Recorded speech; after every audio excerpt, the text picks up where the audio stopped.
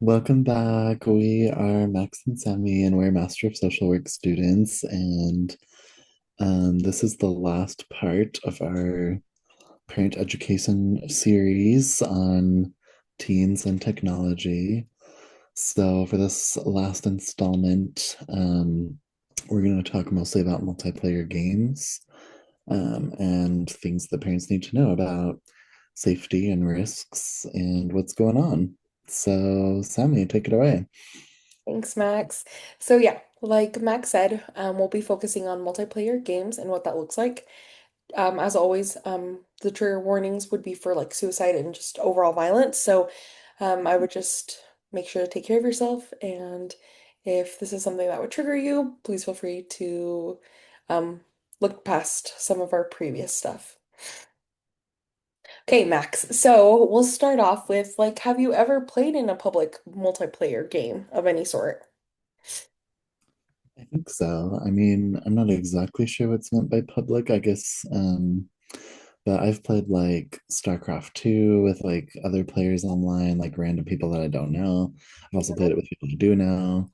And I'm trying to think of any other like online games. I mostly don't play that many online games, I guess. Yeah, and I think it's something that's gotten more popular recently. And you could totally tell that there was a massive boom with like Fortnite coming online. I know there's games similar to Fortnite like PUBG or something like that, right? And then Minecraft, stuff like that, and most importantly, Roblox. Multiplayer games, you're right. A lot of people can be online and you essentially play with strangers, which can be fun sometimes, but we'll be talking about the not so fun side during this presentation.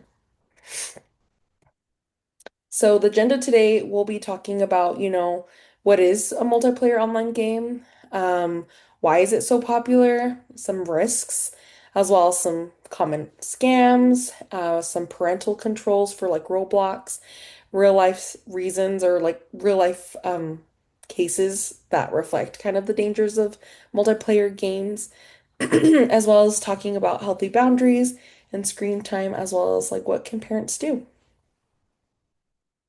Okay, so kind of like how I mentioned, what are multiplayer online games? We have Roblox, which is probably what so many parents know now, because in my experience, and Max, you could probably say the same, so many of our own clients play Roblox exclusively. But yeah, other examples are like Fortnite, Minecraft, Among Us, which had its moment a few years ago, and VR chat. Yeah, the So one I definitely hear the most about these days is Roblox, I know. including last year when I was at a middle school. And yeah, this year I've definitely heard like some parent concerns as well of like not really knowing much about it and not knowing like exactly what their kids are doing. So Yeah. yeah, I think that's the biggest one right now.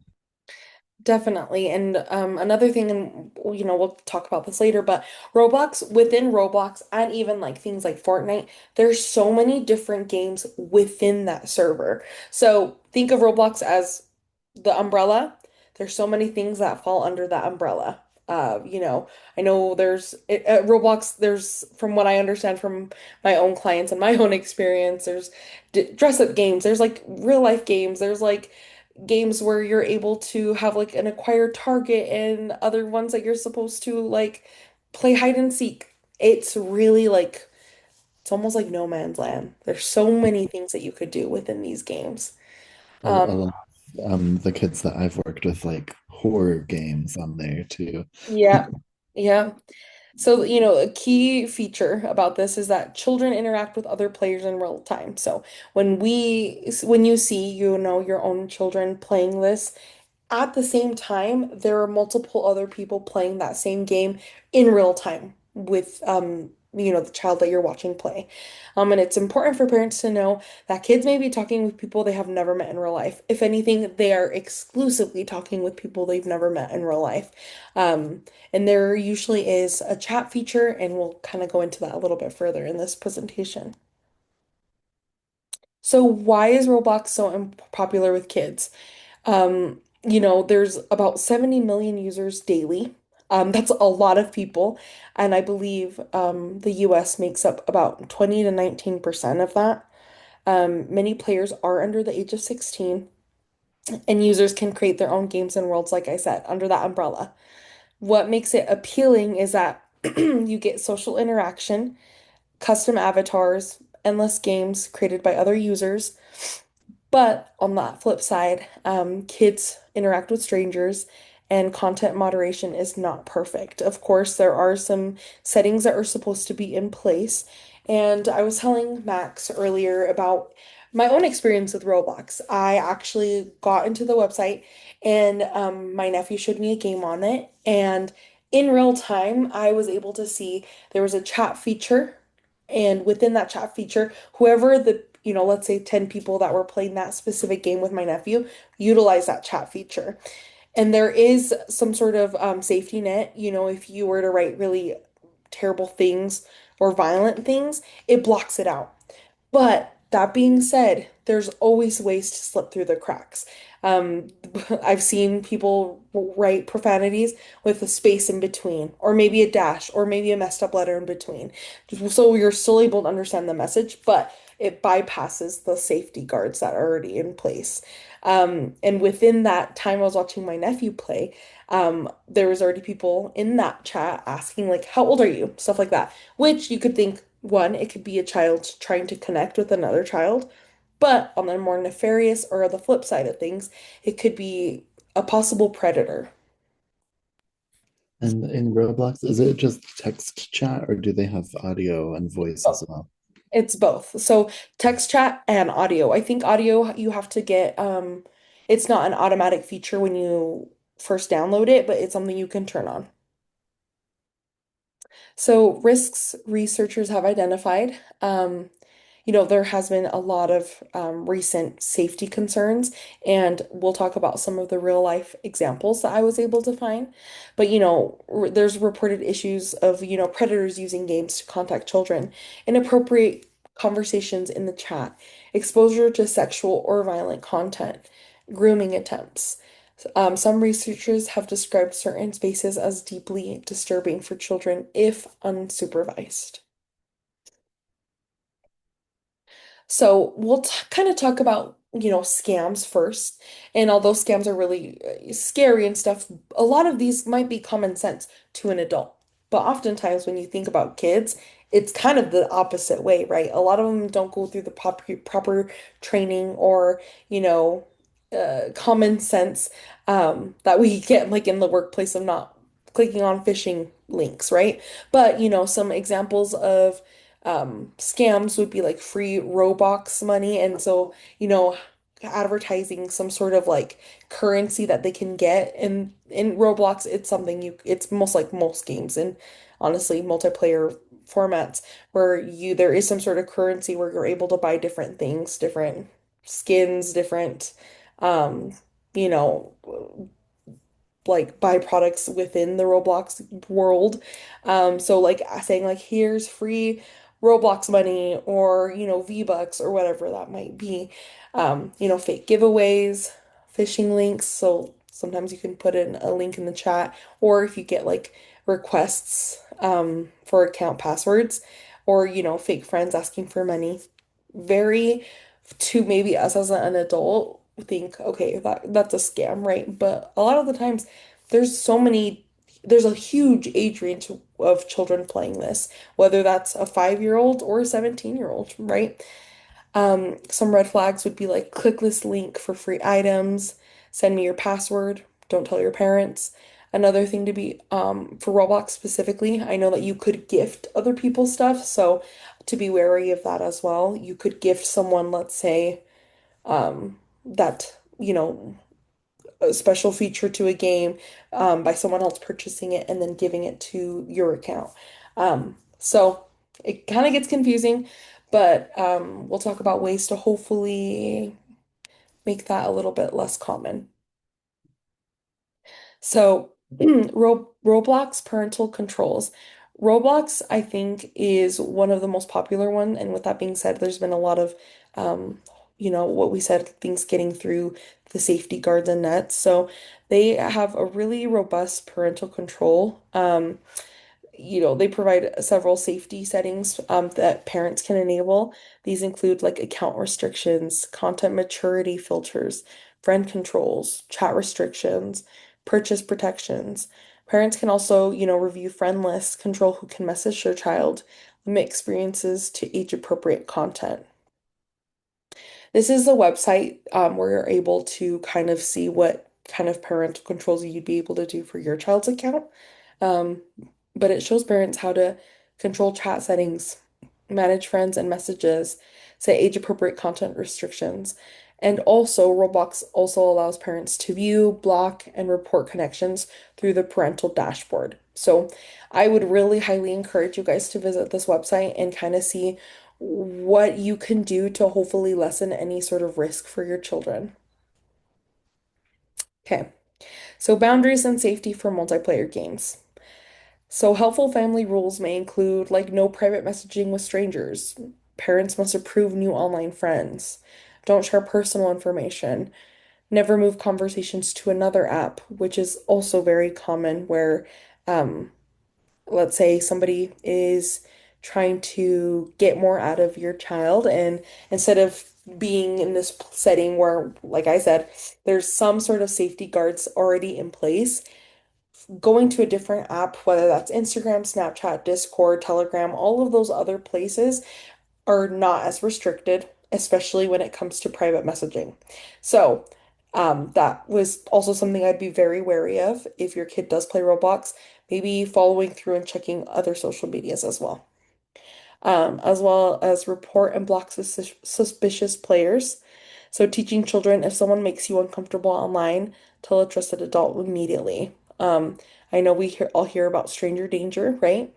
And I think that this could directly apply to even the virtual world. That's with friend requests on Facebook or, on Instagram, but also in these multiplayer settings where in a way we're wanting to build connection within each other within that community, but there definitely has to be some sort of guardrails in place, just because, it could be someone who's says they're 10 but is definitely somebody above that age. So screen time and balance. I think this is also a really good thing to maybe even talk about just in general. In this world where technology rules almost everything we do, like you guys are watching this on technology, screen time is huge, right? Online games can be fun, but also can become excessive and dare I say addicting, right? So some warning signs is, if you're noticing your child play late into the night, past bedtime, past when, they're supposed to be asleep, irritability when asked to stop, like, hitting, screaming, throwing a temper tantrum, um, declining school performance, sometimes with a combination of not sleeping as much, and also having your time be consumed with this game or games in general, that can definitely lead into some sort of declining school performance or social withdrawal as well, right? Some helpful boundaries that we, recommend would be, devices outside bedrooms at night. We discussed one of this specific topic, I think one of our previous sessions, but that's probably a good idea. Having bedrooms be technology free, especially at night, so that way you can go to bed knowing that your child isn't up until 3 a.m. playing Roblox with people that you don't know, right? Set daily screen limit times. That's a cool thing about technology as well. Most every place or every technological device has some sort of record of how long you're spending on it, how long you're on each app, right? On my iPhone, I know how much I'm on it every day, which it's really high. So I could also take some advice from this, and as well as prioritize real world activities and friendships. Yeah, I also sometimes I'm like, whoa, I need a reality check on my screen time. And I get it. Yeah, I think But yeah, it's unfortunately it's all over, right? yeah. But I think it's interesting too that in the Diagnostic and Statistical Manual of Mental Disorders, the DSM, that we use a lot in our career. Then there's actually a proposed, like, possible disorder for further study that's called internet gaming disorder, where Oh, they just describe this pattern of like becoming really overly preoccupied with online games, and it becomes like the dominant activity. It's all you do in your daily life. Um, if it's taken away, then you have a lot of withdrawal type symptoms. So, anyways, I just think that's interesting that that's considered as maybe this could even be classified as like a disorder. But I think that's important to note just because it's like this is a pattern that we're seeing in life. yeah, I think that's a really good addition because in my own experience, I've even talked to kids who the only time they have any sort of anger outburst is when it has to do with some sort of game, whether they're losing, whether their parents took away the game. It's just something that is definitely increased. Yeah, I've noticed that too with some kids, and I think it's worth paying attention to. I agree. So some real life impact, right? And I'm not sure, but both Max and I have definitely seen on the news within the last, I would say, 2 years, stuff that involves some sort of multiplayer game, right? Not the game with itself, but being the catalyst to possible kidnapping. Or, we'll talk about that, but that's just what I've seen in the news. So I think it's really, really, really prevalent and something that might be under talked about almost.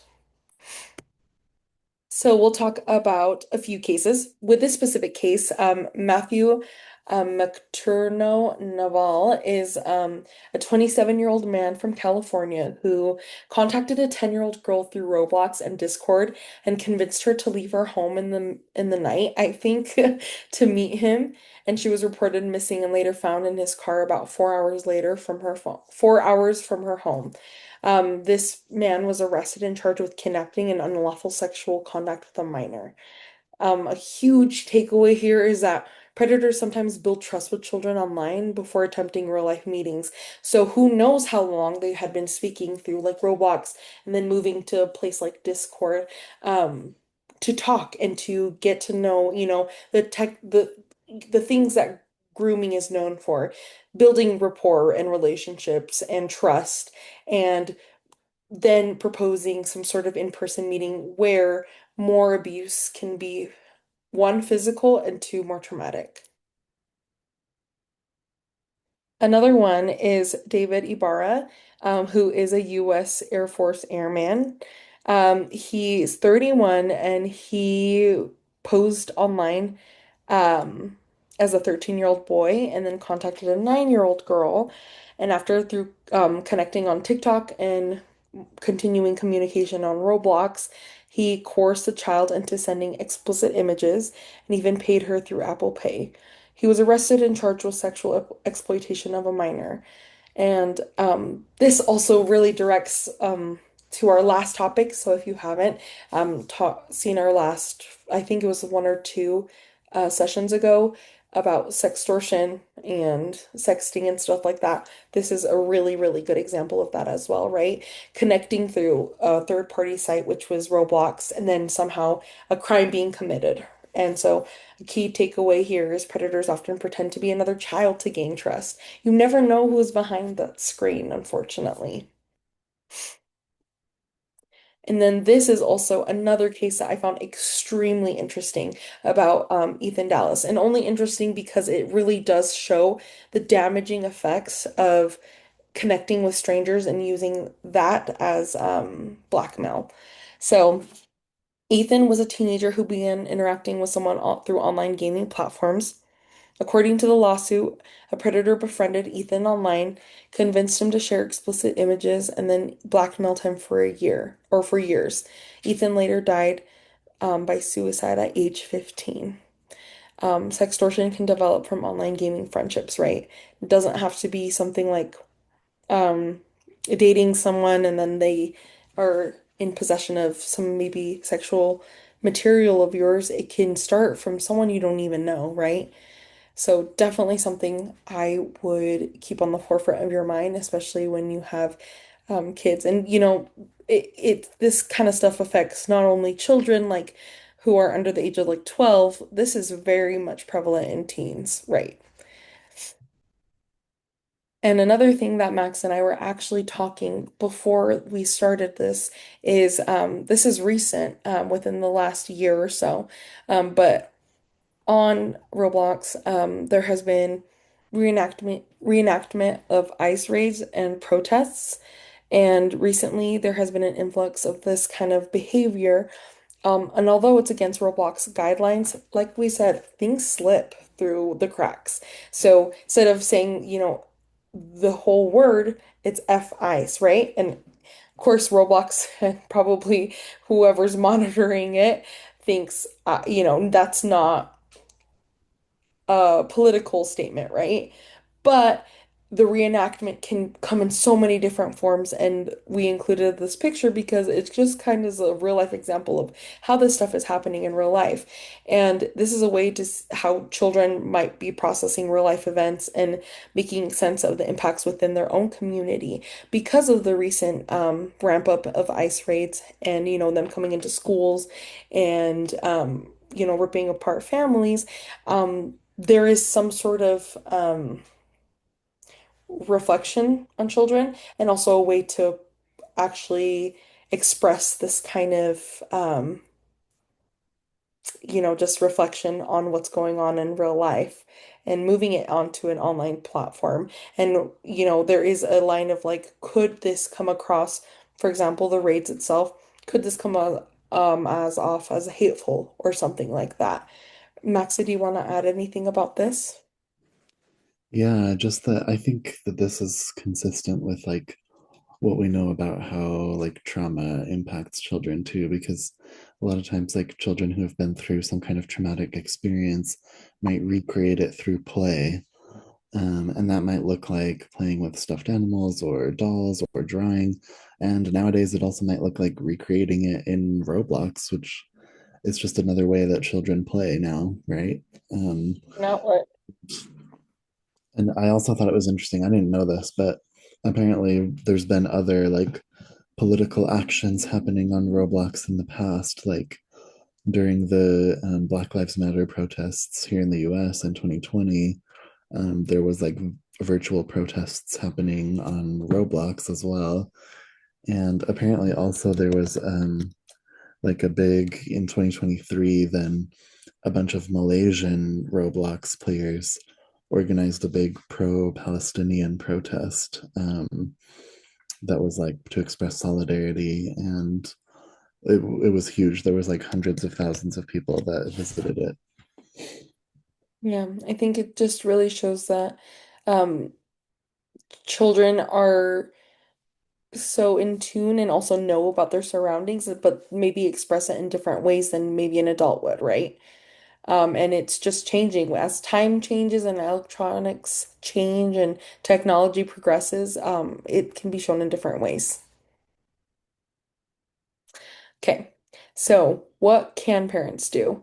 I love, love, love this point of view, right? Instead of punishment, we're talking about curiosity. Helpful strategies could include like asking your child to show you their favorite games, playing together occasionally, keeping communication open, using those parental controls that we talked about, checking privacy settings regularly. I think that it's so important to you for you to actually know what's going on behind that screen, right?